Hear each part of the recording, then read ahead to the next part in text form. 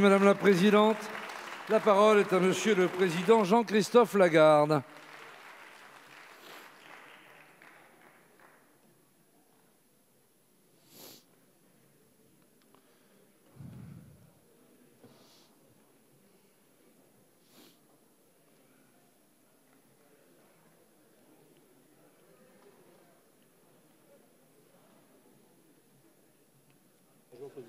Bonjour, chers collègues. Monsieur le Premier ministre, Mesdames et Messieurs les membres du gouvernement, chers collègues parlementaires, il y a 3 ans, le groupe UDI indépendant a fait le choix de siéger dans une opposition constructive. En effet, nous avions été élus contre des candidats de La République En Marche, mais pas contre la France. Et arrivant à l'Assemblée nationale, il nous semblait que le nouveau gouvernement, la nouvelle majorité, voulait changer les codes politiques. 3 ans plus tard, bien que regrettant de ne pas avoir souvent été entendus, nous n'avons pas changé.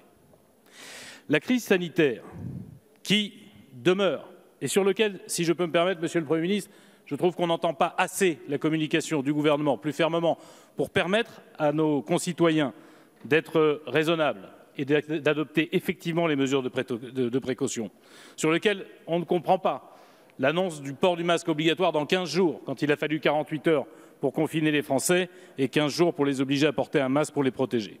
Mais bref, la crise sanitaire et le début de la crise économique que nous vivons nous permettent de vous dire que nous continuons à espérer qu'un effort soit national, n'effaçant pas et ne gommant pas les différences, et nous restons prêts à contribuer par nos idées, nos propositions, fidèles à ce que nous avons toujours dit ou presque dans cet hémicycle, à aider le gouvernement à trouver le bon chemin et le bon rythme pour la France. Vous venez de nous dire dans votre intervention que vous souhaitez travailler avec les corps intermédiaires, c'est une de nos exigences depuis toujours, et que vous êtes ouvert aux idées des autres, et que vous attendez cela de vos ministres comme de votre majorité. À l'heure où vous demandez la confiance de l'Assemblée nationale, nous avions envie de vous dire chiche. En vous écoutant, je me disais, nous n'avons ni préjugés favorables, ni préjugés défavorables. Pour nous, la confiance ne se décrète pas, a priori. Elle ne se rejette pas pour autant de façon automatique non plus. Non, la confiance, elle se gagne, elle se construit, Monsieur le Premier ministre. Comme vous aimez à le dire, c'est désormais à vous que revient la charge de la preuve de la volonté de construire cette confiance. C'est à vous et à votre majorité qu'il revient de prouver une capacité d'écoute, de construction commune, de consensus et de rassembler les forces vives du pays que nous vous jugerons. C'est bien sur les actes et pas seulement sur les paroles que nous jugerons ce gouvernement. Pour nous, avec les crises que nous affrontons, 3 choses sont essentielles. 3 besoins majeurs pour notre pays que nous n'avons pas entendus hier dans le discours du Président de la République.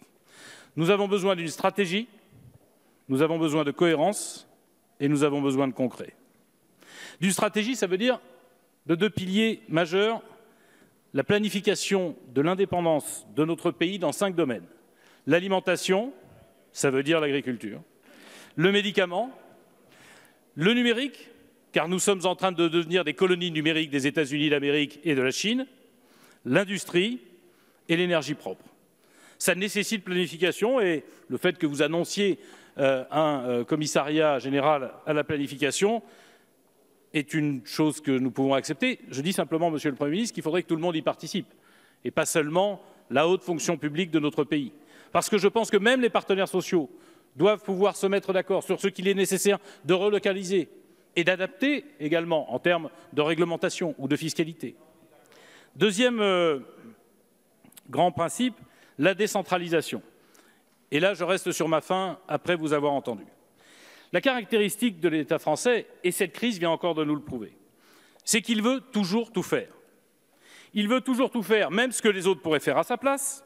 Du coup, il fait mal, et de plus en plus mal, ce qu'il est le seul à pouvoir faire.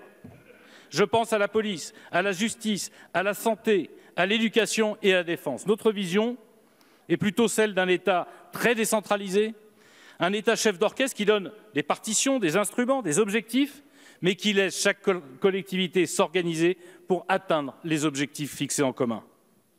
Enfin, 3e élément, un plan de relance favorisant notre indépendance, c'est-à-dire la capacité de produire ce dont nous avons besoin le plus essentiel, et favorisant les emplois non délocalisables. Voilà la stratégie que nous souhaiterions voir mise en œuvre par votre gouvernement. Une stratégie, elle doit également être servie par une cohérence. Cohérence qu'on ne perçoit pas toujours dans la succession des annonces qu'on a entendues ces derniers jours.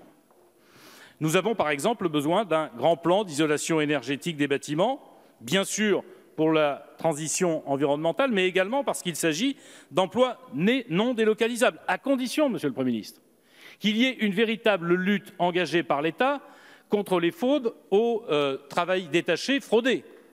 Parce que sinon, on va nourrir des entreprises étrangères, des gens qu'on va faire venir du reste de l'Union européenne, et finalement, pour ne pas parvenir à sauver le bâtiment et les travaux publics français. Nous proposons par exemple qu'un plan français et un plan européen, j'ai eu l'occasion de le défendre l'an dernier, puissent permettre de fibrer jusqu'à la dernière ferme de France. Ça présenterait plusieurs avantages. D'abord, c'est de l'emploi non délocalisable. Il faut bien le faire dans chaque parcelle du territoire français. Mais surtout, cela permettrait de numériser l'intégralité de l'économie de notre pays. Ça permet d'améliorer la résilience, on l'a vu dans les périodes que nous venons de traverser. Et ça permet de booster l'aménagement du territoire. On pourrait même le conjuguer avec une fiscalité modulée permettant à des entreprises de se délocaliser à l'intérieur de notre pays depuis les grandes métropoles vers des territoires qui sont plus vivables et plus agréables. Nous avons besoin d'efforts européens. Je vais prendre un effort européen, celui de la taxe carbone à nos frontières. L'Europe est en train, et c'est vrai que la France y a joué un grand rôle, est en train d'accepter pour la première fois une mutualisation de dépenses, d'emprunts. Eh bien, il faut qu'elle accepte d'avoir une recette mutualisée qui ne soit pas les contributions nationales exclusivement. Et c'est par la taxe carbone que nous pouvons, chers collègues, y parvenir, puisque c'est faire payer à ceux qui produisent loin de chez nous ce que nous consommons et alimenter le budget. Enfin, Monsieur le Premier ministre, je l'ai entendu tout à l'heure, mais je le dis d'un mot, très franchement, si vous ne réformez pas les marchés publics, permettant aux collectivités locales, à l'État, d'être plus agiles, de tenir compte de ce qu'on commande parfois trop loin, de tenir compte du coût environnemental ou de tenir compte du coût social, tout simplement.